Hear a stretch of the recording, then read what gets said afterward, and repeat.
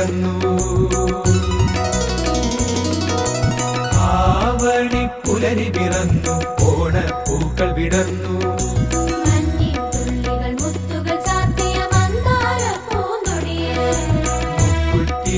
പൂവനിയിൽ തുമ്പപ്പൂ പെണ്ണൊരു രാജകുമാരിയായി വിടർന്നു. മലയാളക്കരയാകെ ഉണർന്നു. ആവണി പുലരി പിറന്നു, ഓണപ്പൂക്കൾ വിടർന്നു.